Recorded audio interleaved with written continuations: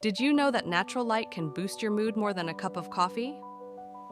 It's true. A study found that exposure to natural sunlight increases serotonin levels, the hormone responsible for happiness, by up to 50%. Imagine starting your day with a walk in the sun instead of a caffeine fix. This quirky fact highlights how our bodies are wired to respond to nature's rhythms. So next time you're feeling down, step outside and soak up some rays. It's like nature's own mood enhancer. Like, comment, and subscribe for more fascinating facts.